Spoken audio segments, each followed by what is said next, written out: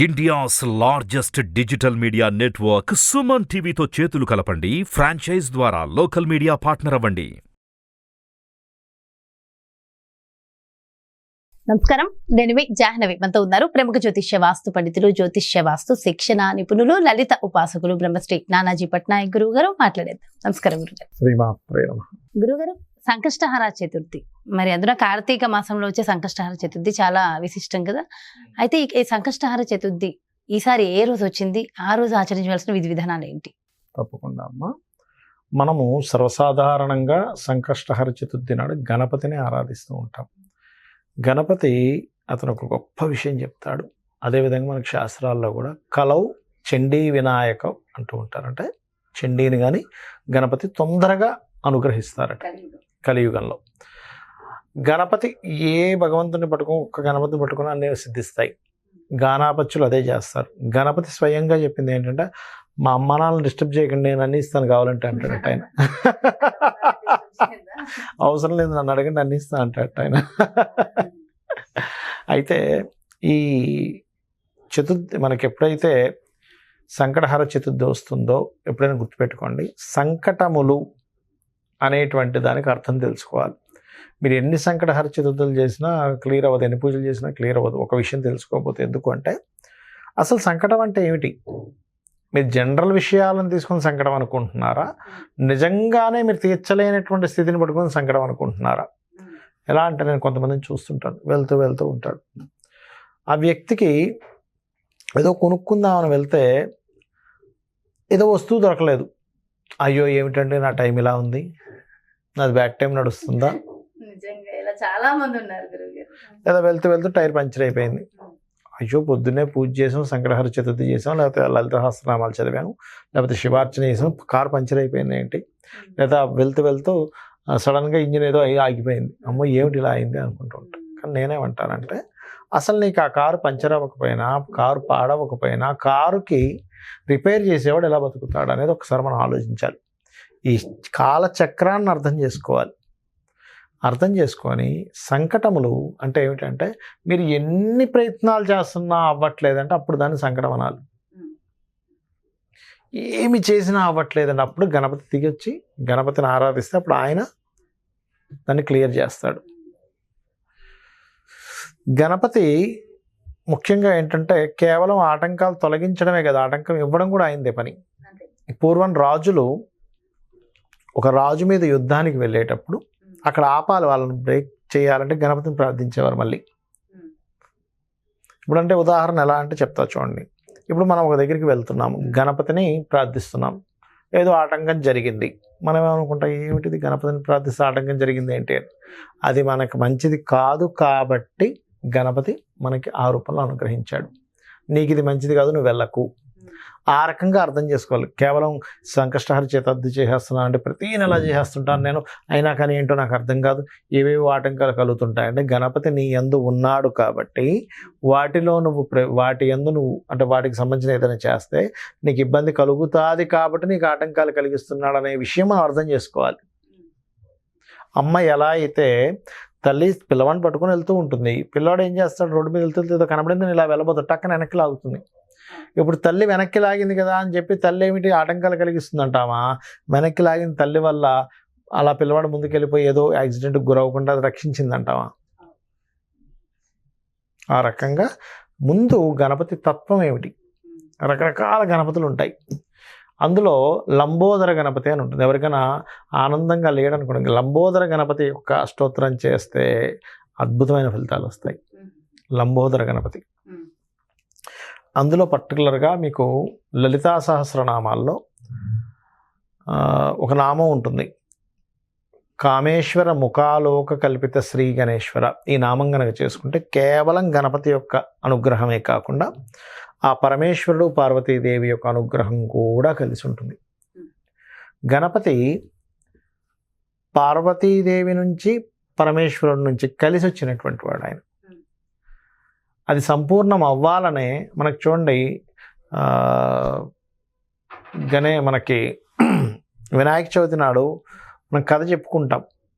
అమ్మవారు తన నలుగు పిండితో ఒక బాలుణ్ణి తయారు చేసింది. చేసి కాపలా పెట్టినప్పుడు ఆ యొక్క పరమేశ్వరుడు వచ్చాడు, అడ్డగించుకున్నాడు. ఈయన అడ్డగించినప్పుడు అతని కోపం వచ్చి శిరస్సుని ఖండించాడు. దాని తర్వాత పార్వతీదేవి బయటకు వచ్చి అయ్యో మన పిల్లవాడండి అనగానే వెంటనే మళ్ళా ఆ యొక్క గజం యొక్క తలం పెట్టడం జరిగింది. ఏమండి పార్వతీదేవి తెలీదా పరమేశ్వరుడు వచ్చి ఇలా చేస్తాడని? పరమేశ్వరుడికి తెలియదా? ఎవడు పడితే అక్కడికి రాగలరా? ఇదంతా ఏంటంటే మనకి తెలియడానికి, ఏం తెలియడానికి మనకి అంటే కేవలం అమ్మవారి యొక్క అనుగ్రహం కాదు, స్వామివారి యొక్క అనుగ్రహం కూడా కావాలి. ఒకటి దానిలో మనం తెలుసుకోవాల్సింది ఏంటంటే కేవలం అమ్మవారి అనుగ్రహం కాదు, స్వామి అనుగ్రహం కూడా మనకు కావాలని ఒక నీతి మనం తెలుసుకోవాలి. రెండవది ఏమిటంటే మనకి లోకానికి తెలియజేయడానికి ఆ లీల వాళ్ళకి తెలియక కాదు. రెండవది ఏంటంటే నేను అమ్మవారి భక్తుని నాకేంటి అనేటువంటి దాంతో అహంతో ఉండకూడదు.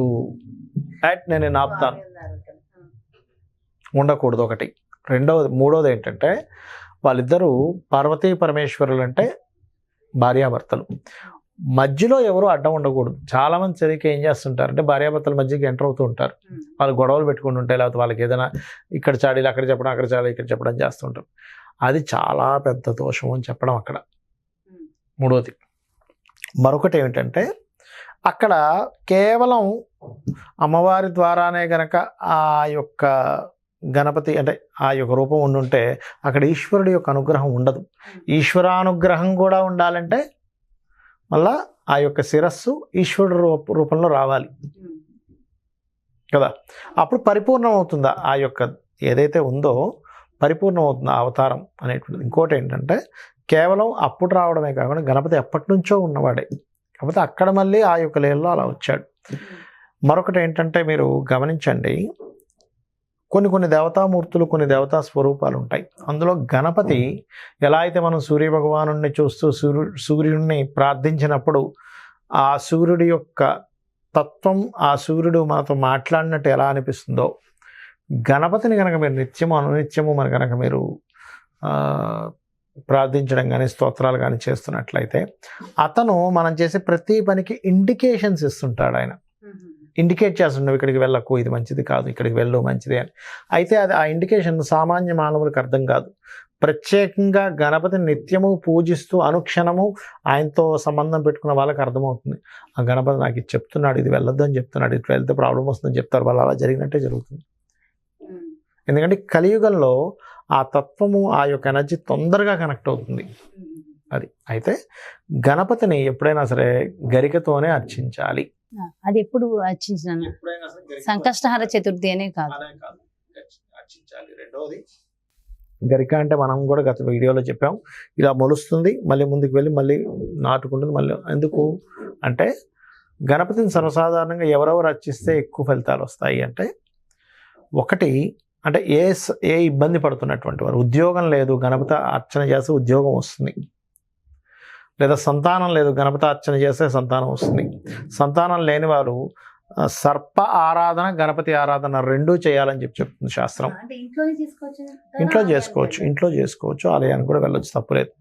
ఈ రెండింటిని ఖచ్చితంగా చేయాలి. మరొకటి ఏంటంటే వైరాగ్యం ఉంది, విపరీతమైన వైరాగ్యం అండి, ఇది ఏది ఇంట్రెస్ట్ లేకుండా ఉన్నామండి, అలాంటి సమయంలో గణపతి ఆరాధన మీ వైరాగ్యం అంటే పనికిరాని వైరాగ్యాన్ని తీసేస్తుంది, పనికొచ్చే వైరాగ్యం కాదు. ఇప్పుడు భగవద్గీతలో శ్రీకృష్ణ పరమాత్మ పనికిరాని వైరాగ్యం చూపించినందుకే కదా అర్జునుడు పనికిరాని వైరాగ్యం చూపిస్తాడు. ఇది కాదు నాయన, నీ ధర్మం ఏంటో నువ్వు చెయ్యి. చాలామంది ఏమనుకుంటారంటే అన్నీ వదిలేయడం వైరాగ్యం అనుకుంటారు, కాదు, ఏది వదలాలో అది వదలడం వైరాగ్యం. అది చేయాలి. సంకటహార చతుర్థి నాడు మీకు సంకల్పం ఏదైనా బలంగా ఉంటే ఆ రోజంతా కూర్చొని ఓం గం గణాధిపతయే నమః మంత్రం అద్భుతంగా పనిచేస్తుంది.